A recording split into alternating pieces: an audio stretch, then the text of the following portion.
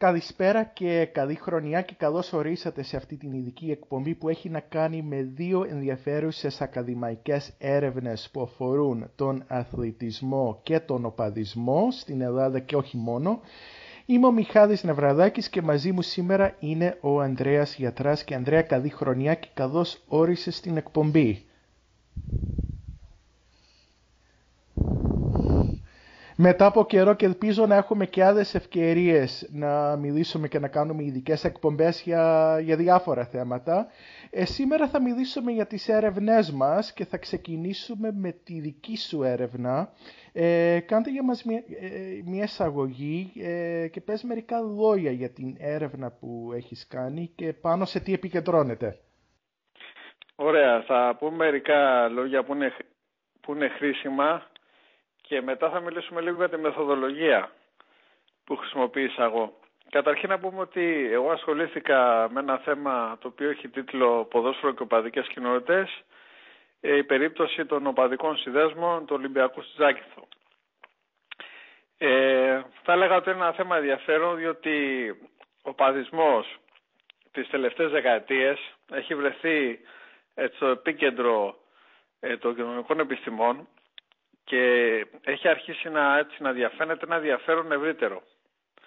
Δηλαδή αυτό που ας πούμε θέλει το μεταπτυχιακό που συμμετείχα και ολοκλήρωσα να δείξει είναι ότι ο αθλητισμός και το ποδόσφαιρο και ο οπαδισμός ως αποτέλεσμα αυτών δεν πρέπει να μελετώνται ως ένα ανεξάρτητο φαινόμενο, ως ένα αυτόνομο φαινόμενο, αλλά ως ένα κομμάτι του κοινωνικού γίγνεσθε.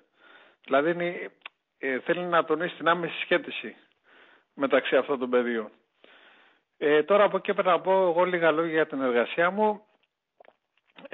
Να πω το σκοπό, ότι ο σκοπός ο βασικός είναι η ανάδειξη των τρόπων μέσω των οποίων τα άτομα συγκροτούν στις δικές τους συλλογικότητες στο αθλητικό πεδίο και με αφορμή τις εργασίες που είχαν λάβει χώρα πιο παλιά με τη δημιουργία διαφόρων συνδέσμων του Ολυμπιακού στο νησί, χώρισα την εργασία σε ορισμένα κεφάλαια, σε 4 κεφάλαια συγκεκριμένα, έτσι για να γίνει πιο κατανοητό και το αντικείμενο. Στο πρώτο κεφάλαιο αναφέρομαι στον οπαδισμό ως κοινωνικό φαινόμενο.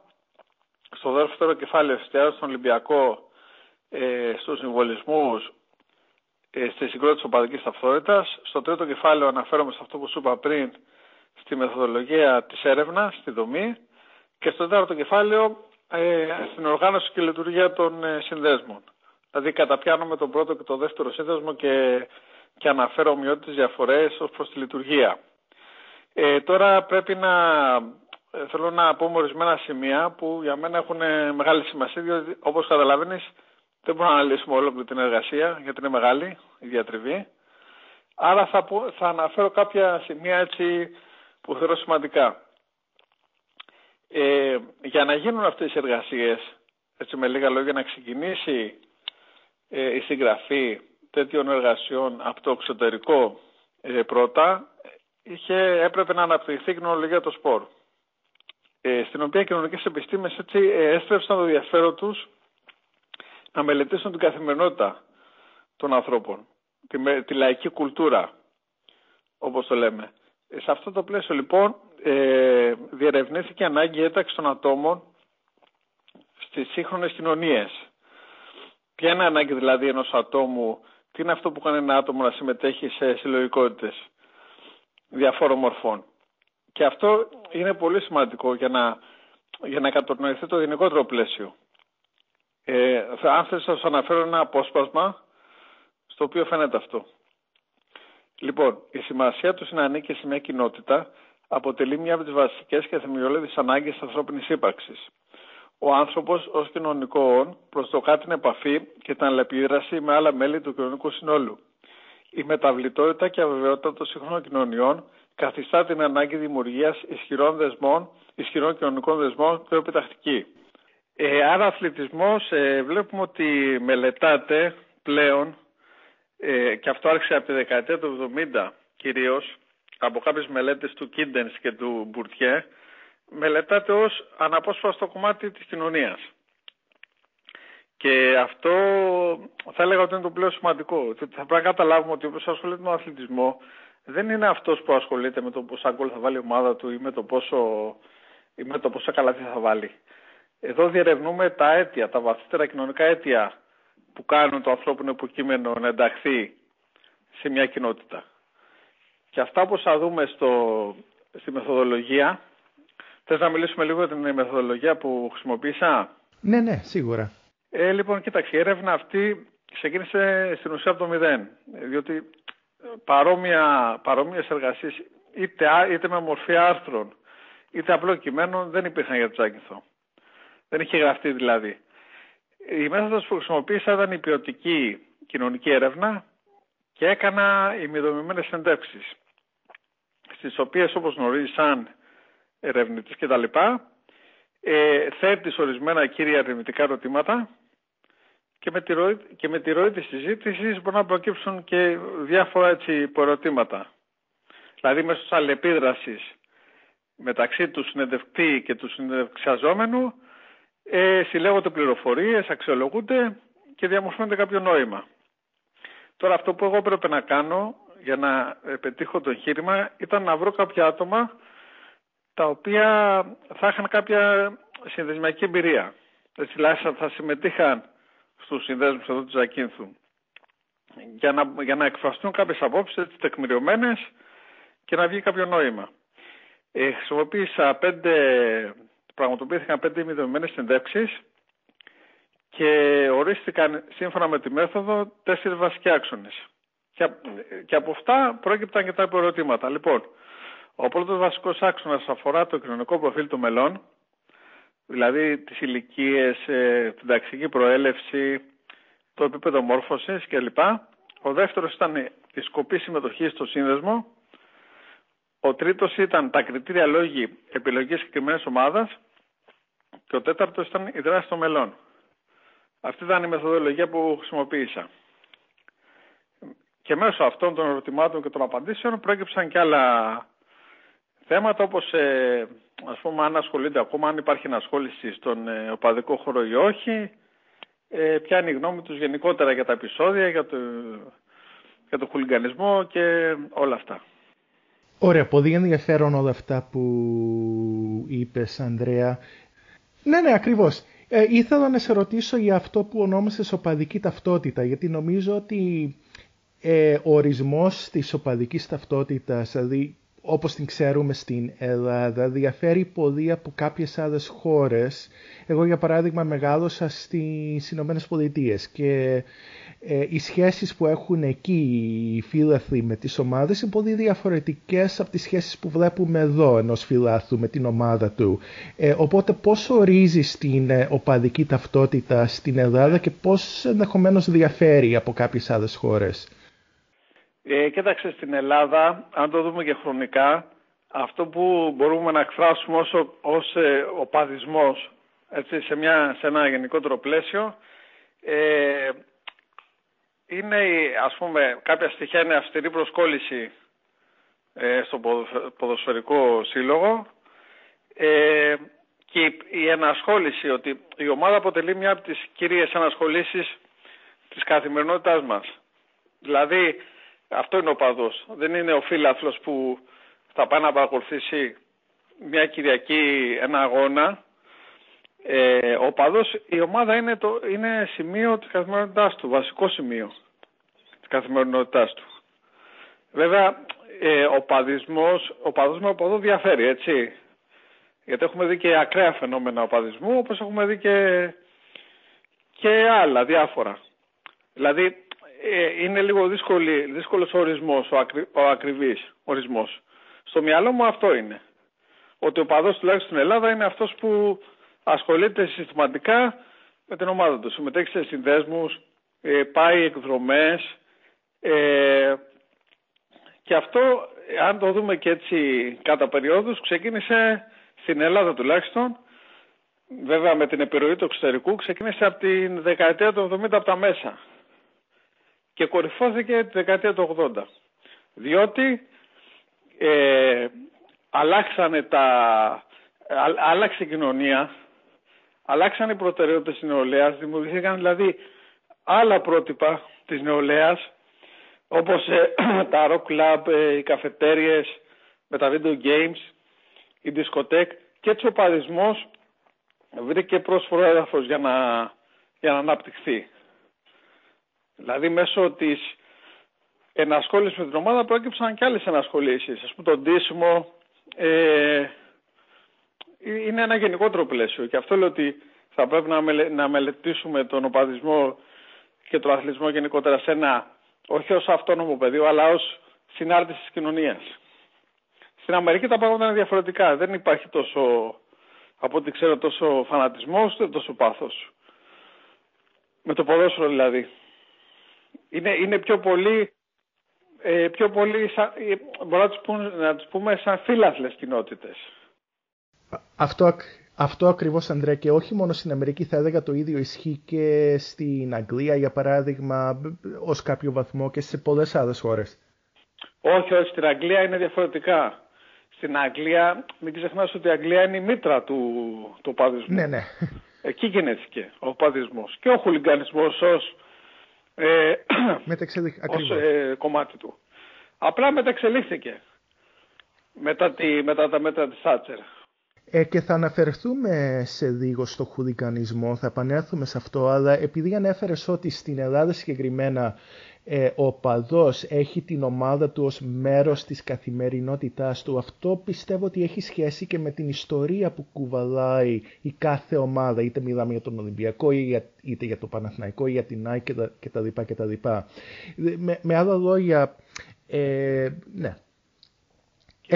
Είναι κάτι που το ανέπτυξε στην έρευνα αυτή η σχέση ανάμεσα στην ιστορία. Ανέπτυξα το εξής. Ανέπτυξα το ότι η σκοπή, ας πούμε, συμμετοχή στο σύνδεσμο και τα κριτήρια, όπως ήταν οι βασικοί άξονες, οι λόγοι ένταξης, εδώ παίζει ρόλο αυτό που λες, ότι σε αναλογία με την ομάδα υπάρχει και η τάση, δηλαδή, ας πούμε, στο Ολυμπιακός. Ο Ολυμπιακός ήταν κατεξοχήν η ομάδα των εργατικών στρωμάτων, των εργατικών τάξεων. Σε μια ευρία έννοια, έτσι. Σε μια γενικότερη έννοια. Βέβαια αυτό άλλαξε μετά με την παράδοση του χρόνου, γιατί επήλθε η παγκοσμιοποίηση, επήλθε η εμπορευματοποίηση, αλλά οι καταβολές του συλλόγου, στις οποίες αναφέρομαι στην εργασία, είναι η εργατιά. Ας πούμε. Ο Παναθηναϊκός έχει ένα άλλο κοινό. Έχει πιο αστικό κοινό. Ιστορικά. Βέβαια όλα αυτά έχουν μετεξελιχθεί, όπως είπα, με την πάροδο του χρόνου, με την εμπορευματοποίηση και με όλα αυτά. Δηλαδή κάθε ομάδα έχει μια ταυτότητα ιστορικά, σαν ιστορική έννοια. Βέβαια έπαιξε μεγάλο ρόλο, ας πούμε, η παγκοσμιοποίηση, την οποία αναφέρομαι. Ότι, ας πούμε, η επίδραση της παγκοσμιοποίησης προκάλεσε μεταβολές και προήλθε η αντίδραση των παραδοσιακών οπαδικών κοινοτήτων. Δηλαδή όλο αυτό το αίσθημα του συνανίκην, ας πούμε ότι είμαστε μαζί μια ομάδα, πηγαίνουμε στο γήπεδο, είμαστε μια παρέα, έχουμε την ταυτότητά μας, κάπως μετεξελίχθηκε. Με την παγκοσμιοποίηση προκάλεσε νέες μορφές οπαδισμού, όπως είναι, ας πούμε, οι οπαδοί καταναλωτές. Ή οπαδοί εξ αποστάσεως. Όλο αυτό αλλίωσε λίγο την εικόνα του οπαδισμού, ειδικά τις τελευταίες δεκαετίες. Τώρα δεν είναι, τώρα, ας πούμε, οι πολλοί σύνδεσμοι δεν λειτουργούν όπως λειτουργούσαν τη δεκαετία του 80 και του 90. Υπάρχει αποστασιοποίηση, διότι ο καθένας έχει συνδρομητικό κανάλι, βλέπει τους αγώνες, δεν πάει στο σύνδεσμο, δεν έχει την ανάγκη να ζυμωθεί με τα υπόλοιπα μέλη. Μπορεί και μόνος του.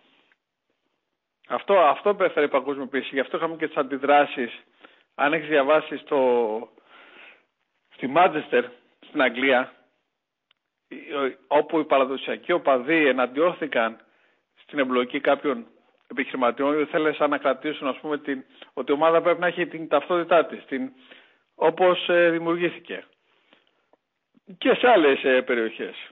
Αυτό δεν σημαίνει ότι έχει εξαλειφθεί ο παδισμός, απλά έχει μετεξελιχθεί σε ορισμένα σημεία. Και μέσα σε όλες αυτές τις αλλαγές που έχουμε δει τα τελευταία χρόνια, Ανδρέα. Νομίζω ότι έχουμε δει εδώ στην Ελλάδα από διάφορους πολιτικούς, από διάφορες κυβερνήσεις, από τα μέσα ενημέρωσης και τα λοιπά, μία ταύτιση του οπαδισμού με του χουλιγανισμού. Δηλαδή έχουμε δει τις κυβερνήσεις να κυνηγούν τους οργανωμένους φιλάθλους, τους συνδέσμους και τα λοιπά. Πώς έγινε αυτή η ταύτιση ανάμεσα στους οπαδούς και στους χούλιγκαν? Κοίταξε, αυτό είναι πολύ μεγάλο θέμα και έχω γράψει σχετικό άρθρο και πολλά άρθρα και εργασίες ως προς το μεταπτυχιακό. Αυτό καταρχήν να πούμε ότι επεισόδια γίνονται, έτσι, και γίνονται από πολύ παλιά. Τα επεισόδια δεν είναι τωρινό φαινόμενο. Ήδη ας πούμε από τη δεκαετία του 60 γίνονται επεισόδια. Βέβαια κορυφώνονται γύρω στη δεκαετία του 80 και 90. Από εκεί και πέρα οι εξουσίες, οι εκάστοτε πολιτικές εξουσίες διωγγώνουν κάποια φαινόμενα για να περάσουν κάποια αυστηρά μέτρα. Δηλαδή το ότι γίνονται επεισόδια δεν σημαίνει ότι όλοι οι οπαδοί είναι χούλιγκαν. Βέβαια υπάρχουν και οπαδοί οι οποίοι προκαλούν ζημιά στις ομάδες τους, διότι είναι αυτοί που εγώ έχω ονομάσει, δεν είναι καν οπαδοί για μένα. Είναι άτομα τα οποία έχουν ψυχολογικά προβλήματα και με αφορμή την ενασχόληση με τον αθλητισμό προσπαθούν να λύσουν τα κόμπλεξ τους. Υπάρχει και αυτή η μερίδα. Αλλά την άλλη δεν σημαίνει ότι όλοι οι οπαδοί είναι χούλιγκαν και είναι ταραξίες. Και στο λέω εγώ που έχω μια εμπειρία από αυτό το χώρο. Έχω πάει σε γήπεδα, έχω ταξιδέψει. Ξέρω τι γίνεται. Οι εξουσίες βέβαια, όπως είπα, χρησιμοποιούν τον οπαδισμό ή τις ομάδες σε αναλογία με τα συμφέροντά τους για να περάσουν κάποια πράγματα, για να διωγγωθούν κάποια φαινόμενα προκειμένου είτε να κρυφτούν άλλα είτε να λάβουν αυστηρά μέτρα επιτήρησης και ελέγχου. Δηλαδή και αυτό το πράγμα έχει βγει και σαν συμπέρασμα στην εργασία μου, ότι αυτή η στερεοτυπική αντίληψη που επικρατεί για τους οπαδούς δεν φαίνεται. Δεν είναι, ας πούμε, είναι κάτι ουτοπικό και κάτι που μεγενθύνεται. Δεν επαληθεύεται. Απλά είναι τα συμφέροντα, όπως έχουμε πει. Πιστεύεις δηλαδή ότι οι εκάστοτε κυβερνήσεις χρησιμοποιούν το χουλιγανισμό ως, ας πούμε, αφορμή για να πετύχουν περαιτέρω κοινωνικό έλεγχο που πάει πολύ πιο μακριά από το χουλιγανισμό? Είναι ξεκάθαρα, διότι και από αυτό φαίνεται ότι ο οπαδισμός είναι στοιχείο της κοινωνίας. Γιατί αν ήταν ένα αυτόνομο φαινόμενο, ανεξάρτητο, δεν θα απασχολούσε τις κυβερνήσεις, θα υπήρχε το αυτοδιοίκητο που λέμε. Άρα τι κάνουν οι κυβερνήσεις? Θέλουν να έχουν τον έλεγχο στο χώρο αυτό, ώστε να πράττουν ανάλογα. Κάτι που δεν γίνεται μόνο στην Ελλάδα, έγινε και στο εξωτερικό. Γίνεται και στο εξωτερικό, δεν γίνεται σε αυτόν τον βαθμό, γίνεται διαφορετικά στο εξωτερικό. Γιατί δεν υπάρχει τόσο άμεση σχέση, ας πούμε, επιχειρηματιών με τις πολιτικές εξουσίες. Εντάξει, θα μου πεις στην Ιταλία, ας πούμε, ήταν άμεση σχέση, ξέρω εγώ, ή στην Ισπανία. Σε άλλες χώρες, ας πούμε, στην Αμερική δεν υπάρχει αυτό. Είναι ο αθλητικός χώρος είναι πιο αυτόνομος, έτσι δεν είναι? Ναι, σίγουρα είναι πιο αυτόνομος στην Αμερική και σε κάποιες άλλες χώρες, ειδικά βόρειες χώρες θα έλεγα. Ναι, στις βόρειες χώρες είναι πιο αυτόνομος, γιατί είναι και θέμα της ιδιοσυγκρασίας του κάθε λαού. Δηλαδή οι Έλληνες, ας πούμε, είναι θερμοί, είναι θερμόαιμοι. Ναι. Δεν σημαίνει όμως ότι είναι χούλιγκαν. Άρα οι εξουσίες χρησιμοποιούν το ποδόσφαιρο και τον οπαδισμό σε αναλογία με το πώς τους συμφέρει, διότι θέλουν να περάσουν ορισμένα πράγματα, όπως είπες. Επιτήρηση κοινωνικού ελέγχου είναι πολύ βασικό. Και οι οπαδοί έχουν αντιδράσει σε όλα αυτά. Ναι, βλέπουμε για παράδειγμα... Ναι. Και βλέπουμε στην Ελλάδα, για παράδειγμα, έχουν υιοθετήσει τώρα το ηλεκτρονικό εισιτήριο μέσω του Gov. Δηλαδή αυτό δεν ξέρω αν έχει γίνει σε άλλη χώρα. Αυτό μπορεί να έχει γίνει και σε άλλες χώρες, αλλά έχει γίνει με την έννοια ότι θέλουν, ας πούμε, στην Αγγλία, ας πούμε. Στην Αγγλία τι έγινε? Η Θάτσερ, όταν μετά το Χέιζελ και το Χίλσμπορο έγιναν αυτά τα επεισόδια που σκοτώθηκαν τόσα άτομα, είπε το εξής: όποιος μπαίνει στο γήπεδο και κάνει επεισόδια δεν θα ξαναμπαίνει. Με κάμερες και τα λοιπά. Έχεις διαβάσει πώς ήταν παλιά? Παλιά ήταν όρθιοι οι θεάτες, ξέρω, στην Αγγλία. Ναι. Τα βάλαν τα καθίσματά τους, τα εισιτήριά τους. Αυτό δεν σημαίνει ότι τελειώσαν τα επεισόδια. Απλά δεν γίνονται μέσα στο γήπεδο. Και εγώ ρωτάω, άμα θέλανε να εξαλείψουν πραγματικά το φαινόμενο, το όποιο φαινόμενο των επεισοδίων, μέσω των καμερών δεν θα μπορούσαν να βρούνε ποιοι είναι? Εννοείται. Τότε γιατί να υπάρχει, δηλαδή, να υπάρχει ολόκληρο νομοθετικό πλαίσιο το οποίο χρησιμοποιείται για να περάσουν άλλες να εκμεταλλεύεται κάθε κυβέρνηση, τους οπαδούς για άλλους σκοπούς. Εγώ νομίζω ότι μια κυβέρνηση που θέλει να λύσει το φαινόμενο το λύνει εύκολα. Το λύνει εύκολα. Με ειλικρινή διάλογο, με τη συνεργασία των ομάδων και των διοικήσεων, λύνεται εύκολα αυτό το πράγμα. Άρα κάποιος συμφέρει να μην λύνεται τόσα χρόνια. Δεν ξέρω ποια είναι η άποψή σου. Όχι, εγώ συμφωνώ, Ανδρέα. Νομίζω ότι του συμφέρει. Είναι ένα θέμα που πάντοτε μπορούν να το έχουν έτοιμο για να το χρησιμοποιήσουν όποτε κρίνουν ότι τους συμφέρει, είτε για να ασκήσουν πίεση στις ομάδες, είτε να ασκήσουν πίεση στις ίδιες τις κοινωνίες, είτε να περάσουν άλλα μέτρα, όπως το ηλεκτρονικό εισιτήριο μέσω του Gov, για παράδειγμα, που μετά αφορά όλους τους φίλαθλους, οπαδούς κτλ. Και δεν επικεντρώνεται μόνο... Ναι. Υπάρχει και ένα άλλο θέμα, ο εκβιασμός που γίνεται και από τους επιχειρηματίες προς εκάστοτε κυβερνήσεις. Δηλαδή, ας πούμε, αν δεις το μπάσκετ, στο μπάσκετ, είναι ο Γιαννακόπουλος. Θυμάσαι τον Γιαννακόπουλο, τι έσαινε στην κυβέρνηση? Πότε με τα εμβόλια, πότε με το ένα, με το COVID και αυτά. Τι έγινε, του δώσαν το γήπεδο, έτσι. Δεν ξέρω τι έχει γίνει μεταξύ τους. Αλλά βλέπεις τώρα το Γιαννακόπουλο έχει πάρει το γήπεδο. Ναι. Και δεν μιλάει καθόλου. Άρα υπάρχει και περίπτωση να υπάρχει και ένας έμεσος ή άμεσος εκβιασμός μεταξύ επιχειρηματιών και πολιτικής εξουσίας. Ναι, και βλέπουμε πως οι σχέσεις αλλάζουν πολύ γρήγορα μόλις ας πούμε ένας πρόεδρος μιας ομάδας πετύχει κάποιο σκοπό του. Είδαμε αυτή την αλλαγή με τον Γιαννακόπουλο μόλις του δώσανε το γήπεδο.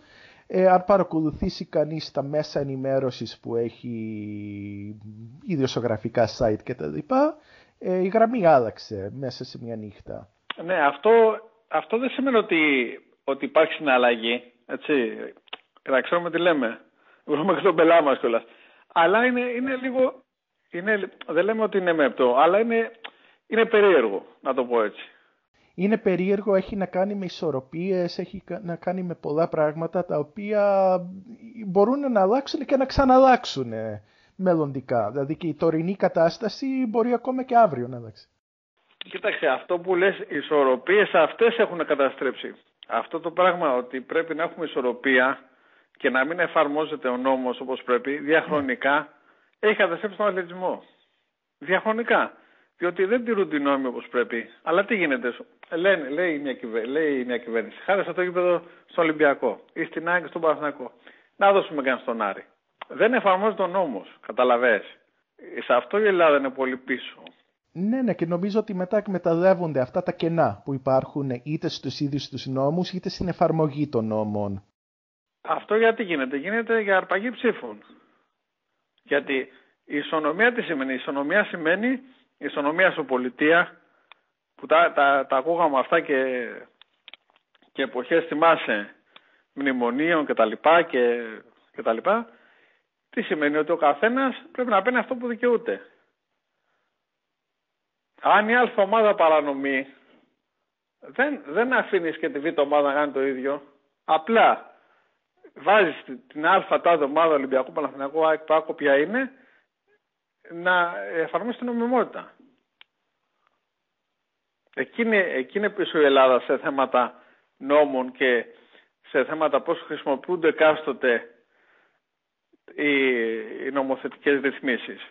Και εκεί ο κάθε πρόεδρος παίρνει, αναλαμβάνει ας πούμε και κάποια, ξέρεις, η κάθε κυβέρνηση ας πούμε έχει τους δικούς της διαχρονικά, τους δικούς της επιχειρηματίες που προβάλλει, έτσι.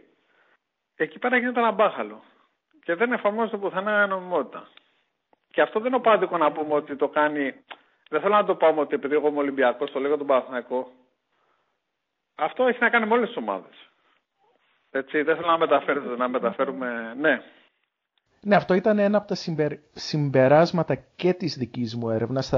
Θα τα πούμε και αυτά σε λίγο. Αλλά ήθελα να σε ρωτήσω, Ανδρέα, άλλη μία ερώτηση που έχει να κάνει με τους συνδέσμους, επειδή ανέφερες και τους προέδρους. Τα τελευταία χρόνια έχει αλλάξει η σχέση των προέδρων και των διοικήσεων με τους συνδέσμους? Κοίταξε, τα τελευταία χρόνια εγώ αυτό που παρατηρώ, χωρίς να είμαι σε κάποιο σύνδεσμο, πλέον δεν είμαι, ήμουνα πιο παλιά, έχω παρατηρήσει ότι οι σύνδεσμοι αρχικά έχουν χάσει τη δυναμική που είχαν. Δηλαδή μιλάμε ας πούμε δεκαετίες 80-90 μέχρι και περίπου την εποχή των μνημονίων. Οι σύνδεσμοι είχαν πολλά μέλη ενεργά και πολύ μεγάλη συμμετοχή. Τώρα οι σύνδεσμοι έχουν ατονίσει. Αλλά τι γίνεται τώρα? Τώρα νομίζω ότι υπάρχει εξάρτηση άμεση των προέδρων όλων των ομάδων με τους συνδέσμους, αλλά ο αριθμός των μελών που έχουν αυτή τη σχέση είναι πολύ λιγότερος. Διότι δεν έχουν οι σύνδεσμοι τη δυναμική που είχαν κάποτε.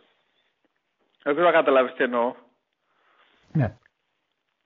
Υπάρχει δηλαδή η σχέση, απλά τα μέλη των σύνδεσμων είναι λιγότερα. Δηλαδή ο Α πρόεδρος μπορεί να ελέγχει τη θύρα 13, τη θύρα 7, τη θύρα 4. Τα μέλη όμως που ελέγχει είναι αριθμητικά πολύ λιγότερα από παλιότερα. Διότι υπάρχει το διαδίκτυο, βάζει τα πάντα, έχει αναπτυχθεί ο οπαδός καταναλωτής, όπως λέγαμε, ο οπαδός εξ αποστάσεως. Έχει αποστασιοποιηθεί λίγο. Δεν μιλάμε πλέον για παραδοσιακές οπαδικές κοινότητες, ούτε σύγχρονες. Έχουμε μπει σε μια άλλη μορφή τώρα οπαδικών κοινοτήτων, στην οποία κυριαρχούν τα blogs, το YouTube, οι εκπομπές. Δεν ξέρω αν έχεις δει. Έχω δει, ναι. Σχεδόν όλες οι ομάδες έχουν εκπομπές και οπαδοί από διάφορα μέρη. Αυτό δεν είναι κακό, έτσι. Δεν είναι κακό. Απλά έχει μεταλλάξει την παραδοσιακή οπαδική ταυτότητα. Η οποία τι ήταν ότι έχουμε το σύνδεσμό μας στο τάδε μέρος, έχουμε τα στέκια μας κοντά σε αυτό το μέρος, με παιχνίδια με video games ή κλαμπ ή καφετέριες. Πηγαίνουμε όλοι μαζί στο γήπεδο και παρακολουθούμε, κάνουμε ταξίδια, διοργανώνουμε εκδρομές, κάνουμε ημερίδες. Δεν υπάρχει αυτό. Δεν υπάρχει το διαδίκτυο και γενικότερα τα μέσα κοινωνικής δικτύωσης έχουν συμβάλει πάρα πολύ στη μετάλλαξη του οπαδού. Δηλαδή και αυτοί που υποστηρίζουν, ας πούμε, την οπαδική κοινότητα προδοσιακή, τονίζουν ότι αυτό φέρνει και αδρανοποίηση του κοινού. Το κοινό δεν είναι ένθερμο πλέον. Έτσι. Οι ομάδες με εξαιρέσεις έχουν χάσει τη δυναμική τους. Οι εξέδρες δεν είναι ίδιες τώρα. Βέβαια αυτό για να το καταλάβει κάποιος πρέπει να έχει πάει και παλιά στο γήπεδο και να μπορεί να συγκρίνει, ας πούμε, τις καταστάσεις. Εγώ πιστεύω ότι έχουν ατονίσει οι εξέδρες. Το βλέπω κι εγώ. Δεν είναι το ίδιο με παλιότερα. Το βλέπω κι εγώ. Στην Ελλάδα τώρα υπάρχουν και άλλες χώρες, ας πούμε η Σερβία. Η Σερβία εξακολουθεί να έχει, ας πούμε, αυτό το παραδοσιακό οπαδικό πρότυπο.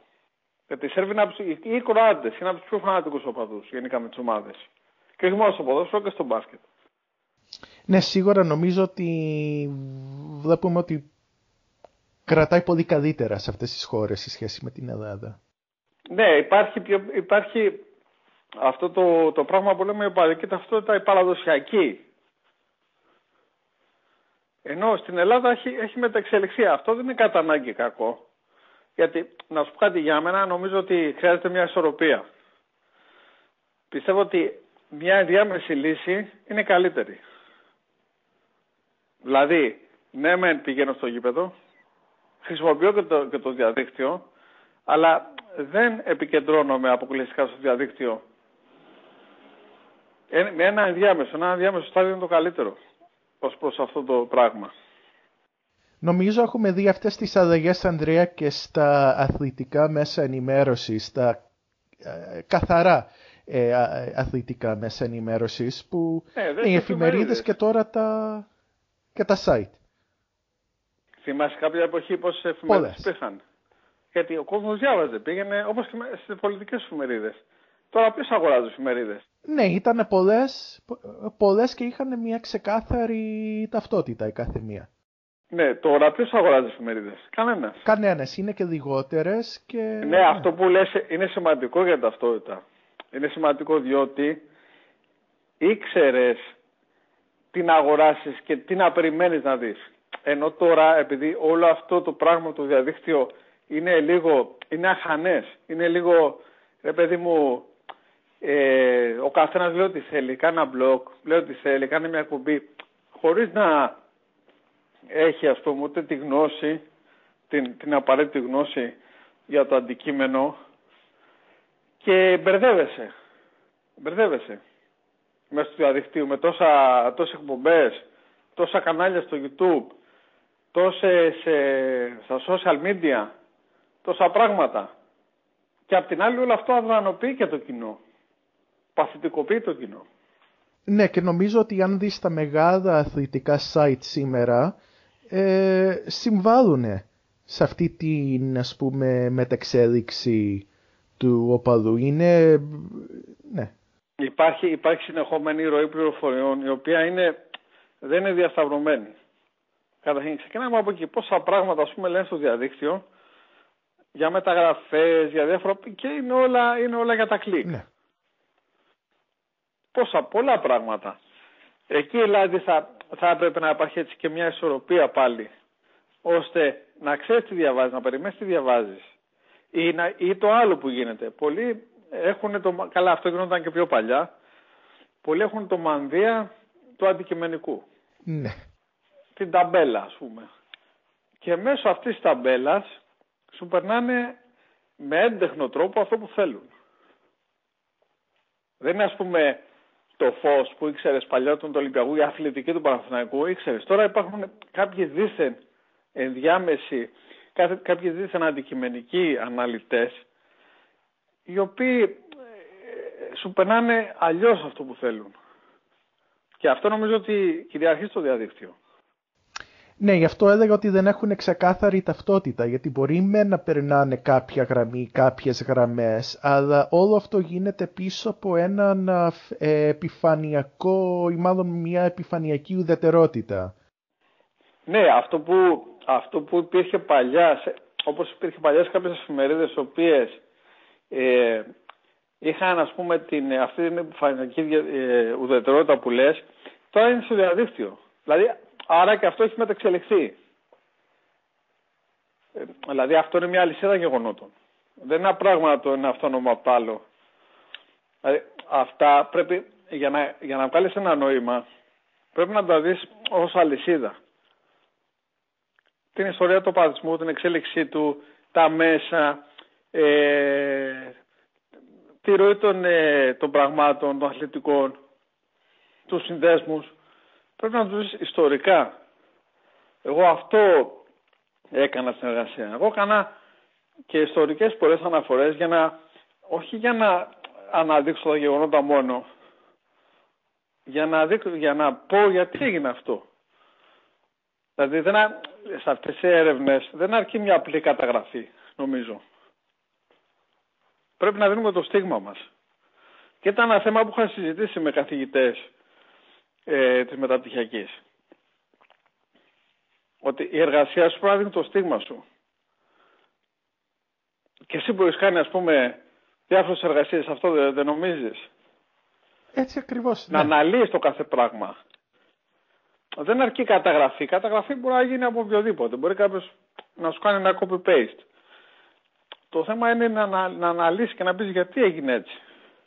Ή μάλλον τι είναι αυτό που κατά τη γνώμη σου προκάλεσε το πράγμα να γίνει έτσι και όχι αλλιώς. Ναι, και να μπορείς μετά να το στηρίξεις αυτό κάπου. Δεν είναι απλά το λες έτσι σαν μια αερολογία. Στηρίζεται κάπου, είτε σε κάποιο ερευνητικό στοιχείο, είτε σε συνεντεύξεις που έχεις πάρει με άτομα που είναι από το συγκεκριμένο χώρο. Έχει μια στήριξη, μια βάση. Όπως θα δεις, θα έχεις παρατηρήσει ότι σε πολλά θέματα, ακόμα και οι ειδικοί, και αυτοί έχουν κάποιες στερεοτυπικές αντιλήψεις που επηρεάζονται από το υποκειμενικό στοιχείο. Δεν υπάρχει αυτό πάντα. Ναι. Δηλαδή, εγώ πιστεύω ότι ο ερευνητής γενικά ποτέ δεν είναι καθαρά αντικειμενικός. Πιστεύω ότι πάντα επισέρχεται το υποκειμενικό στοιχείο που έχει να κάνει με τα βιώματά του, με τις προτιμήσεις του, με τα γούστα του. Αλλά δεν υπάρχει αντικειμενικό. Υπάρχουν βέβαια κάποια γεγονότα, έγιναν έτσι, δεν μπορούν να αλλάξουν. Ωραία. Από εκεί πέρα όμως νομίζω ότι οι ερευνητές, ακόμα και οι ερευνητές, οι μεγάλοι συγγραφείς, οι μελετητές, δεν είναι αντικειμενικοί. Γιατί πάντα έχουν την επιρροή του εαυτού τους και στο τι πιστεύουν και στο τι θέλουν να τονίσουν και στο τι δεν θέλουν. Ναι, και πολλές φορές και ποιο είναι το επιθυμητό αποτέλεσμα που θέλουν από μια έρευνα που διεξάγουν. Βέβαια παίζει ρόλο βέβαια και το κοινό που απευθύνεσαι. Έτσι. Ναι. Αυτό είναι πολύ σημαντικό. Δηλαδή, άλλο το κοινό στην Ελλάδα, άλλο το κοινό στην Αμερική, άλλο στην Αγγλία. Σε αυτά τα θέματα. Ας πούμε στην Ελλάδα δεν είμαστε εξοικειωμένοι με τέτοιες έρευνες. Ας πούμε για την κοινωνία του σπορ. Ξέρω εγώ. Το ακούει ο άλλος, λέει τι είναι αυτό. Ακούει σπορ, νομίζω ότι είναι μόνο το ποδόσφαιρο, το μπάσκετ, ο παίχτης και αυτά. Δεν είναι αυτό. Είναι συσχέτιση του αθλητισμού με την κοινωνία και το κοινωνικό σύνολο. Και το πώς το άτομο αυτό το εκλαμβάνει και το πώς εντάσσεται σε όλο αυτό. Αυτό είναι το νόημα όλο. Αυτές οι εργασίες δεν είναι εργασίες καταγραφής αποτελεσμάτων ή τακτικών, προπονητικών. Είναι το πώς το άτομο εντάσσεται σε μια οπαδική κοινότητα, το τι το κάνει να ενταχθεί, ποιοι είναι οι λόγοι, ας πούμε στους λόγους, αυτό που κυριάρχησε από τις συνεντεύξεις που πήρα ήταν ο βασικός λόγος ένταξης ήταν η ψυχολογική εκτόνωση. Η ανάγκη διαφυγής του νέου από τα καθημερινά προβλήματα. Αυτό είναι πολύ βασικό για να κατανοήσουμε το πλαίσιο. Ακριβώς. Με τη δική σου εργασία τι έχεις κάνει, έχεις προχωρήσει, Μιχάλη? Έχει προχωρήσει, δεν έχει δημοσιευθεί ακόμα, αλλά έχει διάφορα στάδια αυτής της έρευνας και θα πω και μερικά λόγια για την έρευνα, αλλά διάφορα στάδια της έρευνας έχουν παρουσιαστεί σε κάποια ακαδημαϊκά συνέδρια που έχουν γίνει το τελευταίο 1,5 χρόνο, ξεκινώντας από το καλοκαίρι του 2023. Δηλαδή εσείς μελετάτε την καταγραφή των αθλητικών μέσων. Έχει να κάνει εν μέρη με τα αθλητικά μέσα. Καταρχήν θα πω ότι συνεργάζομαι με μια καθηγήτρια και ερευνήτρια από το Μεξικό, η οποία έχει κάνει και παλαιότερα ακαδημαϊκές έρευνες που αφορούν τον αθλητισμό, τον οπαδισμό και τις σχέσεις που έχουν οι ομάδες με το κοινωνικό σύνολο. Γνωριστήκαμε σε ένα συνέδριο στο οποίο είχα πάει πριν από 2-3 χρόνια και το συζητήσαμε ότι θα είχε πολύ μεγάλο ενδιαφέρον και θα ήταν και αρκετά πρωτότυπο σαν ερευνητικό αντικείμενο. Ναι, γιατί παίζει ρόλο ότι σ' αρέσει και σαν αθλητισμός. Παίζει ρόλο, ναι, δηλαδή, εννοείται. Και τις ίδιες. Κάτι για να πετύχεις κάτι πρέπει να το αγαπάς, το αντικείμενο. Να έχεις ενασχόληση με αυτό. Ναι, και το ίδιο ισχύει. Ναι. Το ίδιο ισχύει και για τη συγκεκριμένη καθηγήτρια, γιατί πέραν από ότι έχει ερευνήσει το θέμα, είναι και η ίδια οπαδός και γνωρίζει το αντικείμενο και από μέσα. Ναι, άρα ένας οπαδός, ναι, μπορεί να κατονίσει καλύτερα. Ναι, το γνωρίζει από μέσα, όχι μόνο εξ αποστάσεως από το ρόλο του ερευνητή. Πολύ σημαντικό γεγονός. Πολύ σημαντικό, συμφωνώ. Και γνωριστήκαμε, λοιπόν, το συζητήσαμε, είδαμε ότι υπάρχουν κάποιες ομοιότητες αλλά και κάποιες διαφορές ανάμεσα στην Ελλάδα και το Μεξικό. Εκεί θα εστιάσετε, φαντάζομαι. Ναι, και έχουμε επικεντρωθεί σε αυτές τις ομοιότητες και διαφορές για να δημιουργήσουμε ένα μοντέλο το οποίο θα μπορούσε να εφαρμοστεί και σε άλλες χώρες, όχι μόνο την Ελλάδα και το Μεξικό, αλλά που θα βοηθήσει άλλους ερευνητές να μελετήσουν τις σχέσεις του επαγγελματικού αθλητισμού με το κοινωνικό σύνολο σε εκείνες τις χώρες, με παράγοντες που... Ναι, είναι πολύ ενδιαφέρον, διότι το σημαντικό σε αυτό το πλαίσιο είναι ότι οι εργασίες αυτές αποτελούν... να πω, το ξέχασα προηγουμένως, να πω ότι η εργασία με εμένα υπάρχει στο ψηφιακό αποθετήριο του ΕΑΠ. Δηλαδή κάποιος για να τη διαβάσει πρέπει να μπει στη βιβλιοθήκη του ΕΑΠ. Την έχω βγάλει και σε κάποιες φωτοτυπίες, στις οποίες αν ενδιαφέρεται κάποιος μπορεί να μου στείλει μήνυμα ή να με βρει στο ίντερνετ, τέλος πάντων. Τι λέγαμε, ότι ένας άνθρωπος που γνωρίζει από μέσα το αντικείμενο, δηλαδή γνωρίζει από μέσα το πώς λειτουργούν οι σύνδεσμοι, το πώς σκέφτονται οι οπαδοί, το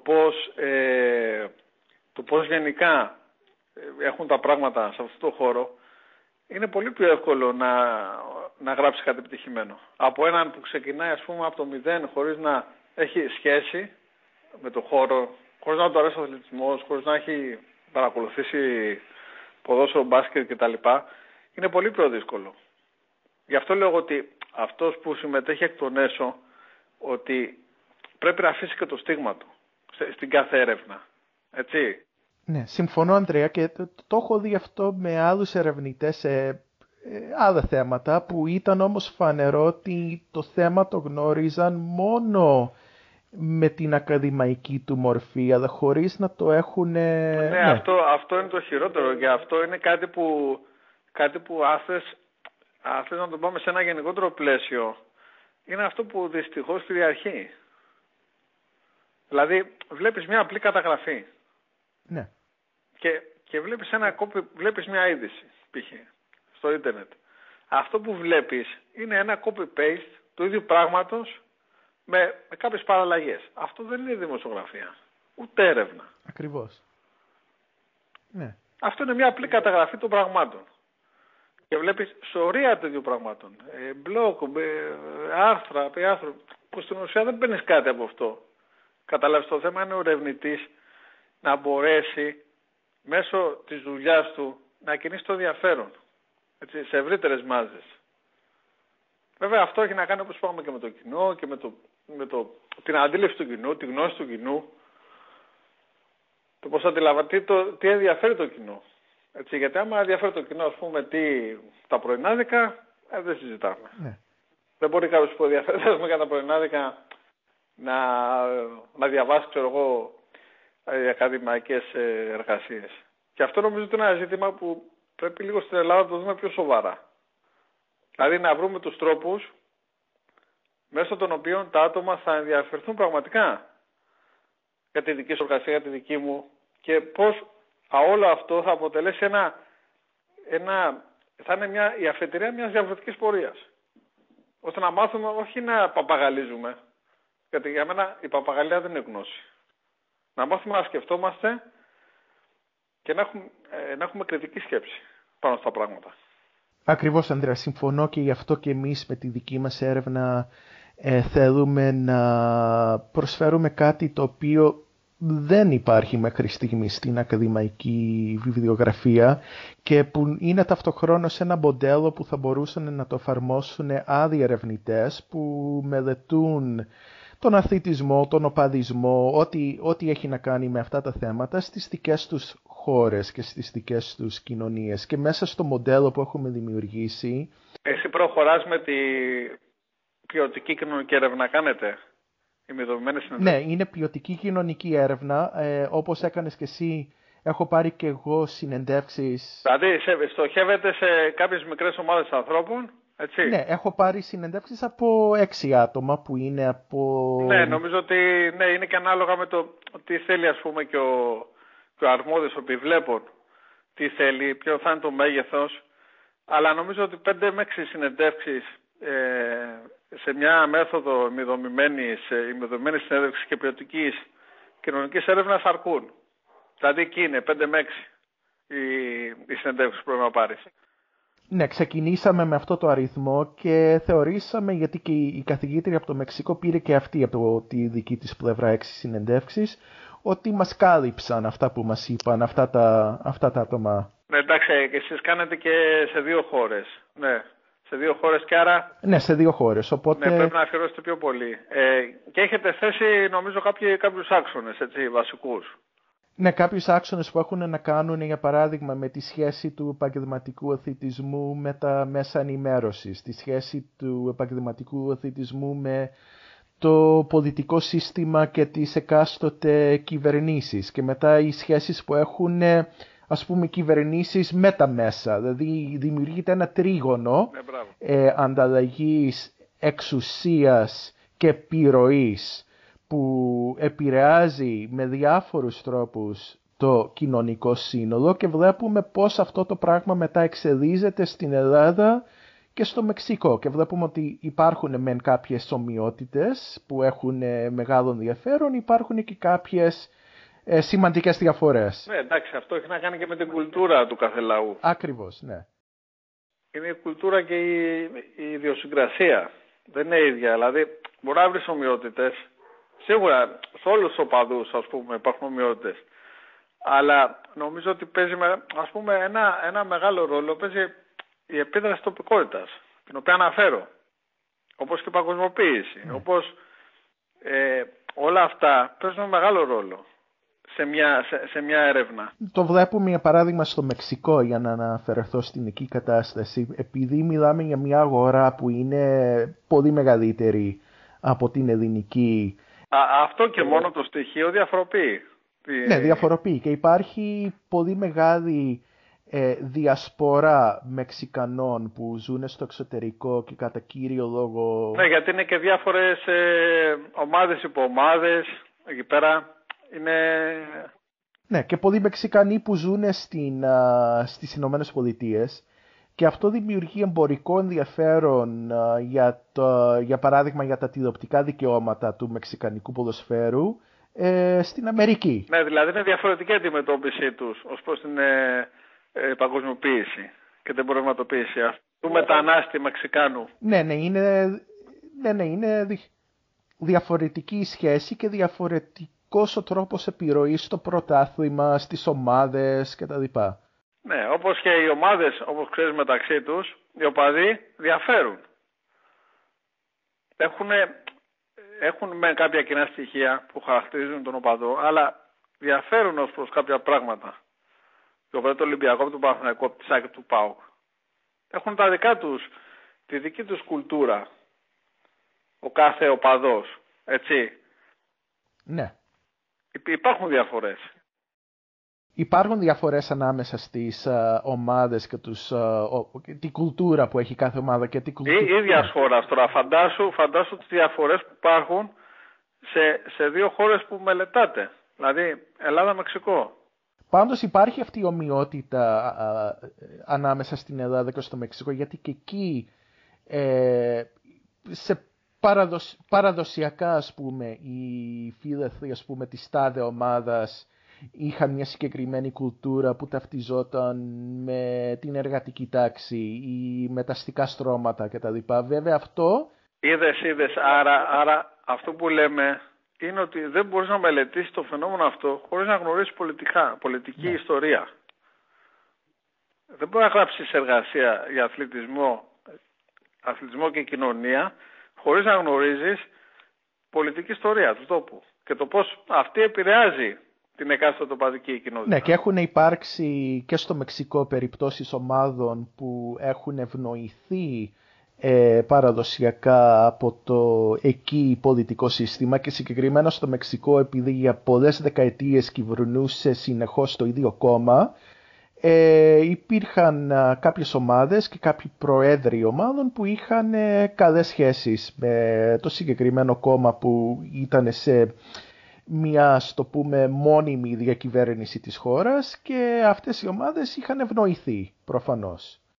Κοίταξε, αυτό παρατηρείται συνήθως σε πολλές χώρες, αν εξαιρέσεις κάποιες χώρες που το κοινό, ας πούμε, είναι πολύ παθητικό ή πολύ αδρανοποιημένο.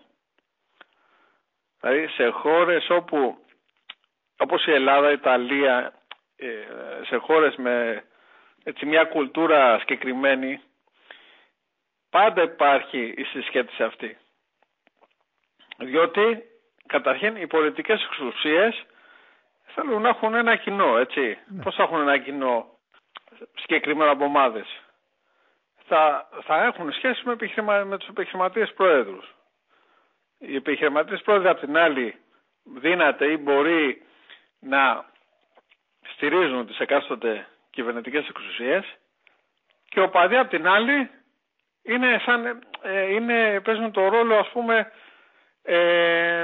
της υποστήριξης αφενός του επιχειρηματία πρόεδρου και αφετέρου της παράταξης που υποστηρίζει ο πρόεδρος. Άρα είδες πώς είναι το τρίγωνο. Ναι, ακριβώς. Πάντως αυτό που έχουμε δει στο Μεξικό συγκεκριμένα είναι, επειδή είναι μεγαλύτερη όχι μόνο η εγχώρια αγορά, αλλά και το ενδιαφέρον για το μεξικανικό ποδόσφαιρο και στο εξωτερικό και κυρίως στις Ηνωμένες Πολιτείες, αυτό έχει φέρει μέσα πολύ μεγάλα κεφάλαια και αυτό έχει αλλοιώσει την έτσι πιο παραδοσιακή σχέση των οπαδών. Πάντα αυτές οι χώρες σαν το Μεξικό ήταν στο στόχαστρο. Ναι. Δηλαδή επενδύσεων, κεφαλαίων, εισρωής κεφαλαίων για να προσελκύσουν τον κόσμο. Δηλαδή το Μεξικό είναι από τις χώρες που αυτό το συναντάς. Είτε στην οικονομική ιστορία, αν διαβάσεις, είτε πολιτικά είτε αθλητικά, ήταν χώρα που κινούσε τα βλέμματα. Ναι. Το μεγάλο δυνάμενο αυτό, ας το πούμε. Έτσι ακριβώς. Και βέβαια ο αθλητισμός είναι ένα πρόσφορο έδαφος. Είναι το πλέον κατάλληλο εργαλείο για να ελέγξεις, να χειραγωγήσεις τη μάζα. Ναι.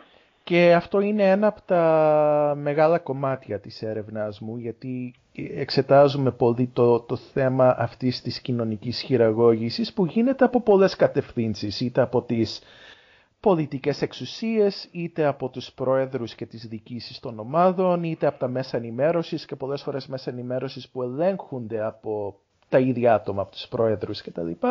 Δεν έχει ολοκληρωθεί η έρευνα όπως ανέφερα νωρίτερα, αλλά βρισκόμαστε τώρα, θα έλεγα, στο τελικό στάδιο. Έχουν ολοκληρωθεί συνεντεύξεις. Θα παρουσιάσουμε, αν πάνε όλα καλά, περιμένουμε τώρα μέσα στις επόμενες ίσως 10 μέρες ή εβδομάδες να μάθουμε. Ναι, γιατί θέλεις να γίνει μια σωστή δουλειά. Ναι, θέλουμε να... Δηλαδή αυτές οι δουλειές πρέπει να έχεις τον χρόνο, τη διάθεση, γιατί είναι διατριβή, δεν είναι κάτι απλό, δεν είναι ένα κείμενο που γράφουμε. Ας πούμε, δεν γράφουμε την άποψή μας εδώ. Πήραμε τις συνεντεύξεις πριν από ένα εξάμηνο περίπου. Και περιμένουμε τώρα να μάθουμε αν θα... είχαμε μιλήσει και μαζί. Είχαμε μιλήσει και μαζί, ναι. Ήσουν ένα από τα άτομα που... με έχεις βάλει στη λίστα, είσαι στη λίστα μαζί με άλλους 5, οι οποίοι ο ένας ήταν δικηγόρος, οι 2 ήταν δημοσιογράφοι, οι άλλοι 2 ήταν δημοσιογράφοι αλλά και παραγωγή ντοκιμαντέρ, και τους μίλησα με εκείνη την ιδιότητα πιο πολύ. Όλοι είχαν κάτι ξεχωριστό να πούν και ναι, βέβαια, ναι, αυτό είναι αν πάνε όλα καλά θα περιμένουμε να γίνει δεκτό το αίτημα που κάναμε να παρουσιάσουμε, ας πούμε, την έρευνα μέχρι τότε θα είναι σε τελική μορφή το καλοκαίρι. Φαντάζομαι ότι κάνετε ανάρτηση σε κάποια πλατφόρμα, δεν είναι? Δεν έχει δημοσιευτεί με κάποιο τρόπο, αλλά αν γίνει δεκτή η έρευνα...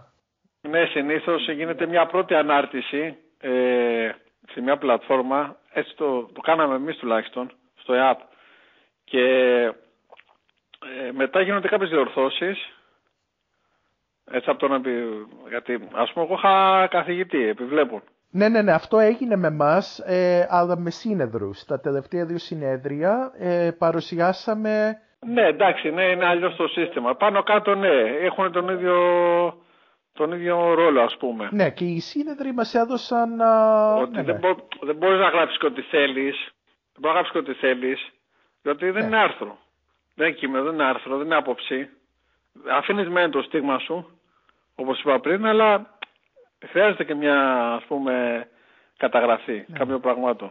Οπότε εμείς δεχθήκαμε σχόλια από 3 κατευθύνσεις. Από τους σύνεδρους, αυτή την ανοιχτή πλατφόρμα, από τα άτομα που μελέτησαν την πρότασή μας και μας έδωσαν έτσι πιο συγκεκριμένες προτάσεις για το πώς θα μπορούσε... Ναι, πιο τεκμηριωμένες. Και μετά από τα άτομα που βρισκόντουσαν σε φυσική παρουσία την ημέρα της παρουσίασης που κάναμε σε αυτά τα 2 συνέδρια. Από το κοινό, δηλαδή, που βρισκόταν εκείνη τη μέρα και εκείνη την ώρα στη παρουσίασή μας. Και περιμένουμε τώρα το καλοκαίρι να παρουσιάσουμε, αν πάνε όλα καλά, τη τελική μορφή της έρευνας σε ένα μεγάλο συνέδριο. Περιμένουμε να μάθουμε αν θα γίνει δεκτή. Ναι, αυτό εννοώ, τη τελική μορφή. Ναι, η τελική μορφή είναι μετά ας πούμε, τις παρατηρήσεις, όλα αυτά. Η τελική μορφή, και αν εγκριθεί, ας πούμε, εγώ όταν έγραψα την εργασία, αφού την είδαν κάποιοι και αποφάσισαν ότι εγκρίνεται, πήρα το πράσινο φως και την ανέρτησα στη βιβλιοθήκη του ΕΑΠ. Και εμείς θα το κάνουμε αυτό και θα το πάμε και για... Δηλαδή θα μπορούσε κάποιος να σου πει όχι, δεν τη δέχομαι. Ναι. Είναι το ίδιο με την έρευνα που κάνεις, στην οποία αξιολογείς πληροφορίες. Ναι. Δηλαδή, όταν ας πούμε εγώ πήρα 5 συνεντεύξεις, αξιολόγησα τις πληροφορίες και έβγαλα ένα νόημα. Ναι. Γι' αυτό σου λέω πρέπει να ξέρουμε πού απευθυνόμαστε, να βρούμε άτομα με γνώση του αντικειμένου για να βγει το νόημα. Βέβαια οι συνεντεύξεις είναι αυτούσιες. Είναι όπως, δηλαδή παρουσιάζονται με αυτό που σου είπε αυτό που κάνει συνέντευξη. Είναι σαν παράρτημα, ξέρεις τι εννοώ. Στις εργασίες, στις διατριβές που κάνουμε, οι συνεντεύξεις μπαίνουν στο τέλος, σαν παράρτημα. Ακριβώς, ναι. Και απλά μέσα στην ίδια τη δημοσίευση μπαίνουν αποσπάσματα. Ναι, αποσπάσματα. Ακριβώς. Εγώ αυτό έκανα. Για να τεκμηριώσω αυτό που λες. Ναι, αυτό κάνουμε και εμείς.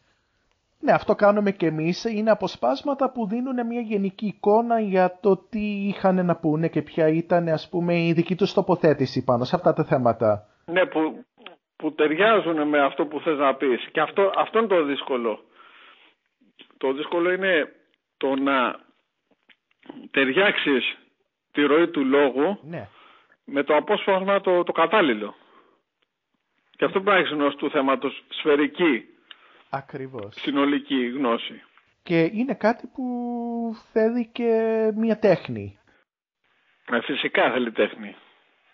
Φυσικά θέλει τέχνη, και ειδικά σε περιπτώσεις που ξέρεις, και το κοινό, ας πούμε, διστάζει και λίγο. Σου λέει, ας πούμε, τι με ρωτάει τώρα αυτός.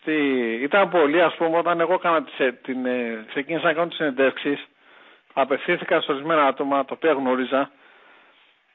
Πολλοί, μερικοί μάλλον, διστάσανε να μιλήσουν.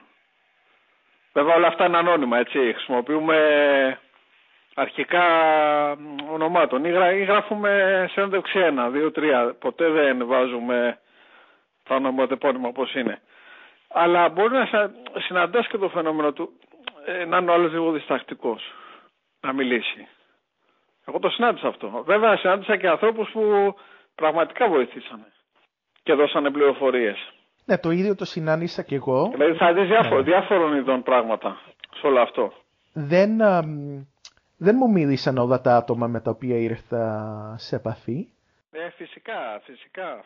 Και άλλοι ήταν σίγουρα πιο ανοιχτοί σε σχέση με άλλους που τους μίλησα. Και πάνω στη ροή της συζήτησης αυτό το βλέπεις. Ναι. Δηλαδή, είναι άτομα που, ρε παιδί μου, σου δίνανε κάποιες πληροφορίες, αλλά ήταν πάλι διστακτικοί και λέγανε μέχρι εκεί που θέλουν, και κάποιοι που ήταν εντελώς, ας πούμε, ανοιχτοί. Ναι. Εγώ, ας πούμε, από τις 5 συνεντεύξεις που πήρα, οι 2 ήταν άνθρωποι πολύ ανοιχτοί, οι οποίοι είπαν πραγματικά πολλά πράγματα και χρήσιμα. Οι άλλοι ήταν λίγο πιο προσεκτικοί, τι θα πούμε, πώς θα το πάρει ο άλλος, αν θα γραφτεί έτσι, ξέρεις, σου λέω. Βέβαια είναι και η τέχνη που λες, είναι ότι όταν παίρνεις συνέντευξη πρέπει να έχεις τον τρόπο, έτσι, να σε εμπιστευτεί ο άλλος, να σου ανοιχτεί. Ναι, είναι αυτό ένα από τα πολύ σημαντικά κομμάτια που έχουν να κάνουν με τη γνώση και εμπειρία του ερευνητή. Ναι, και το δύσκολο είναι να ψάξεις να βρεις άτομα που πραγματικά να γνωρίζουν. Δηλαδή, εγώ, ας πούμε, ήξερα διάφορα άτομα που είναι στις συνδέσμους. Πάνω από 10-15. Αλλά απευθύνθηκα σε αυτά που νόμιζα και νομίζω ότι θα βοηθούσαν. Και θα είχα, ας πούμε, το λόγο ότι θα είχα την επάρκεια, τη στοιχειώδη επάρκεια στο λόγο να πούνε κάποια πράγματα κατανοητά. Σωστά. Δηλαδή, η αξιολόγηση δεν γίνεται μόνο από τη στιγμή που τους έχεις πάρει τη συνέντευξη, γίνεται και αξιολόγηση σε ποιον θα μιλήσεις καταρχήν. Βέβαια, ναι, είναι σημαντικό αυτό. Είναι σημαντικό. Κάνεις μια επιλογή, έτσι. Κάνεις μια επιλογή και από εκεί και πέρα είναι να θα δεχθεί ο άλλος. Και με το μέχρι πού μπορεί να μιλήσει. Με το πόσο μπορεί να μιλήσει. Με το αν ξέρει να εκφράσει όπως πρέπει αυτά τα πράγματα. Είναι διάφορα πράγματα στις έρευνες. Ναι, και γι' αυτό χρησιμοποιείται σε τέτοιες περιπτώσεις πολύ συχνά η μέθοδος της ημιδομημένης συνέντευξης, γιατί μπορείς έτσι... Βέβαια, ναι, γιατί αφήνει μια ελευθερία. Αφήνει μια ελευθερία να κάνεις κάποιες συγκεκριμένες ερωτήσεις σε άτομα που μπορεί, το γνωρίζεις αυτό, μπορεί να σου μιλήσουν για κάποια πολύ συγκεκριμένα θέματα που ίσως κάποιος άλλος δεν μπορεί.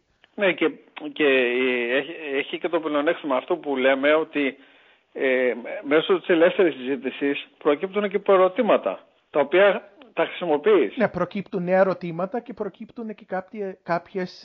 Ναι, σαν υποερωτήματα τα οποία μετά και αυτά τα αξιολογείς. Ναι.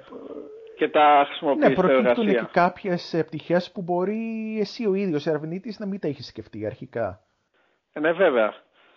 Αλλά γι' αυτό σωστά το λες ότι είναι θέμα τέχνης, ότι είναι και στη δική σου, έτσι, γνώση και άποψη το τι θα χρησιμοποιήσεις και το πώς αυτό το χρησιμοποιήσεις στην έρευνά σου. Ναι. Και στο πού θα δώσεις βάση. Εντάξει, γιατί δεν μπορεί να δώσεις σε μια συνέντευξη, δεν μπορεί να τα κλάψεις όλα όσα σου λέει ο συνεντευξιαζόμενος. Θα εστιάσει εκεί που είναι τα κύρια ερευνητικά θέματα, ας πούμε. Άρα και η επιλογή των κυριών των ερευνητικών θεμάτων βασικών αξώνων είναι σημαντική. Ναι, όλα αυτά ξεκινάνε με τα ερευνητικά ερωτήματα που θέτεις εσύ στο ξεκίνημα της... Με τα εργαλεία, αυτό που λέμε η δομή. Από εκεί μετά αναπτύσσεις ερωτήσεις για τις συνεντεύξεις, αξιολογείς άτομα από τα οποία θα μπορούσες να τους πάρεις συνέντευξη και μετά αξιολογείς τα στοιχεία που σου δίνουν. Βέβαια, όλο αυτό το πλαίσιο. Και το ίδιο με τη βιβλιογραφία που χρησιμοποιείς κτλ. Ναι, εντάξει, χρειάζεται βιβλιογραφία και αναφορές, έτσι. Δεν γίνεται ακαδημαϊκή εργασία χωρίς αναφορές.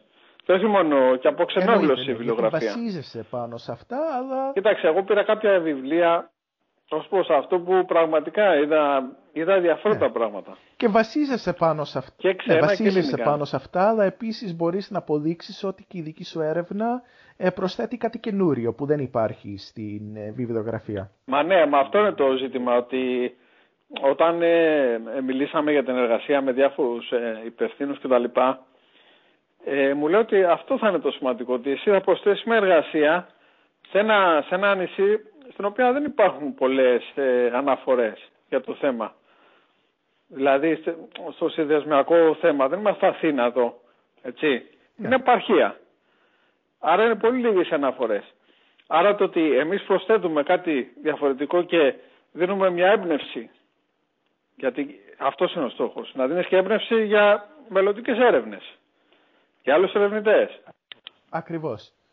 Και όλο αυτό είναι μια αλυσίδα που είναι χρήσιμη γενικά. Ναι, θα αναφέρω ως παράδειγμα μία έρευνα που είχα κάνει πριν αρκετά χρόνια που αφορούσε άλλο αντικείμενο, την ανάπτυξη του ελληνικού ραδιοφωνικού τοπίου, και παλαιότερες έρευνες πάνω σε αυτό το θέμα είχαν επικεντρωθεί στην Αθήνα, που εννοείται βέβαια είναι μεγαλύτερη αγορά και τα λοιπά. Αλλά σκέφτηκα ότι θα είχε ενδιαφέρον να πάρω συνεντεύξεις από την επαρχία και επέλεξα ένα νομό, το νομό Δωδεκανήσου, όπου ήξερα, είναι αυτό που λέμε ότι ξέρεις το αντικείμενο, ότι οι σταθμοί εκεί πέρα, από ότι μιλάμε για μια επαρχία με πολύ μεγάλες διαφορές από την Αθήνα, έχει και πολύ σημαντικές προκλήσεις, επειδή συνορεύουν με την Τουρκία. Ναι, γιατί η επαρχία δεν αναπτύσσεται.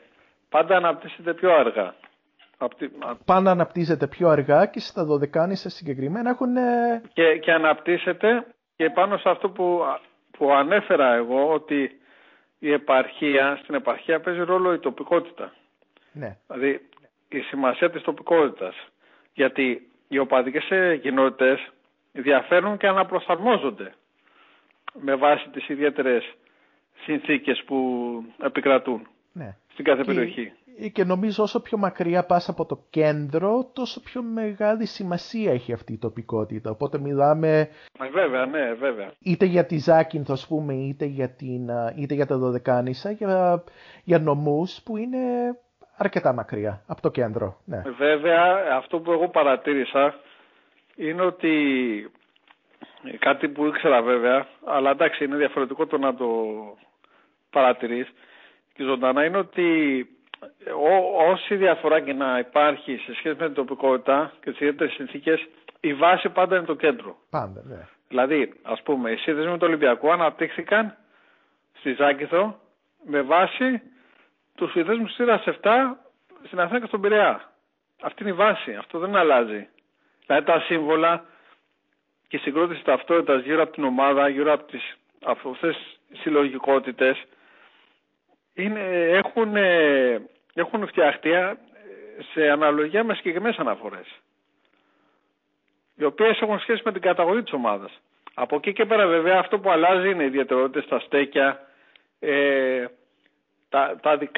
τα δικά μας σύμβολα, ας πούμε, σαν νησί, που αλλάζει το σύνδεσμο της Ζακύνθου από της Αθήνας, αλλά η βάση είναι η ίδια. Η βάση είναι πάντα το κέντρο, η αφετηρία μάλλον. Ναι, ακριβώς. Οπότε και για την έρευνα που έκανα για τα ραδιόφωνα τότε, ναι μεν υπήρχε πολύ έντονο αυτό το στοιχείο της τοπικότητας και με διαφορές από το ένα νησί στο άλλο επίσης. Απ' την άλλη είχε αναπτυχθεί, ας πούμε, το τοπικό ραδιοφωνικό τοπίο με βάση αποφάσεων που πάντα από ήρθαν από το κέντρο. Και αυτό ήταν κάτι που δεν μπορούσαν να το αποφύγουν. Απλά και τα άτομα που συμμετέχουν, πιστεύω, στην κάθε συλλογικότητα, στην κάθε προσπάθεια, προκαλούν μεταβολές. Δηλαδή, αυτό το παρατήρησα στην διατριβή που έκανα. Π.χ. παίζει ρόλο η εποχή. Δηλαδή, όταν δημιουργήθηκε π.χ. ο πρώτος σύνδεσμος Ολυμπιακός Ζάκυνθο, ήταν στο 94. Γύρω στο 94 και 94-95. Οι συνθήκες ήταν πολύ διαφορετικές. Ας πούμε, σε σχέση με το δεύτερο σύνδεσμο που έγινε το 2004. Και τα άτομα ήταν διαφορετικά επιτοπλίστων, αλλά και οι συνθήκες. Ας πούμε, ένα πράγμα που επηρεάζει πολύ είναι η πορεία της ομάδας, όπως καταλαβαίνεις. Η πορεία της ομάδας επηρεάζει τη συμμετοχή και τη δίψα των οπαδών. Τώρα, αν είχε δημιουργηθεί σύνδεσμος το 2000, τώρα 24-25 ή το 20, δεν θα έχει καμία σχέση ούτε με τον πρώτο ούτε με τον δεύτερο σύνδεσμο. Εννοείται, ναι. Και αλλάζουν εποχές, αλλάζουν τα άτομα, αλλάζουν οι καταστάσεις και όλα αυτά επηρεάζουν κάθε πτυχή ανθρώπινης δραστηριότητας. Ακριβώς. Λοιπόν, νομίζω ότι δώσαμε έτσι το στίγμα μας. Ναι, και νομίζω με πολύ μεγάλο ενδιαφέρον θα ήθελα πολύ να τα ξαναπούμε. Ναι, ναι, θα τα ξαναπούμε γιατί είναι ζητήματα αυτά που Ναι. ενδιαφέρουν πολύ, πιστεύω. Εντάξει, προσωπικά με ενδιαφέρουν. Από παιδί ασχολιόμουν με αυτά τα πράγματα. Και με τα αθλητικά και με τα πολιτικά και με τα κοινωνικά γενικά. Πράγμα που, εντάξει, δεν το λέω με την έννοια ότι κάναμε κάτι ξεχωριστό, αλλά πράγμα που δεν το βλέπω, ας πούμε, σήμερα τόσο πολύ. Δηλαδή βλέπω, ας πούμε, μια έτσι απάθεια γενική. Σίγουρα, πολύ μεγάλη. Σίγουρα. Ως προς τα πολιτικά, τα αθλητικά, βλέπω έτσι μια αποξένωση. Και σε πολλούς κάνει εντύπωση, παιδί μου, ότι ασχολείσαι με αυτά, ναι, ξέρω εγώ, ξέρεις αυτό. Ναι, και εσύ το θεωρείς δεδομένο ότι πρέπει να το ξέρεις. Κάποια πράγματα, ξέρω εγώ. Στον άλλο όμως φαίνεται περίεργο. Ακριβώς. Λοιπόν, θα ξανακανονίσουμε, έτσι. Θα βρούμε θεματική. Έγινε, Ανδρέα. Ναι, θα τα ξαναπούμε. Θα συζητήσουμε άλλα παρόμοια και μη θέματα. Ναι, γιατί και εγώ θέλω τώρα θα γράψω μια σειρά άρθρων γενικά για αυτά τα θέματα. Έχω κάποια άρθρα στο blog μου που έχω γράψει ως προς τις εργασίες που κάναμε, τις άλλες, για διάφορα θέματα και με χαρά θα τα ξαναπούμε. Έγινε, Ανδρέα. Οπότε, Έγινε. μέχρι την επόμενη φορά, καλή χρονιά και πάλι. Ελπίζω καλή χρονιά, ότι με υγεία. Με υγεία και όλα τα καλύτερα. Και θα τα ξαναπούμε. Έγινε, ευχαριστώ. Έγινε, Ανδρέα. Γεια.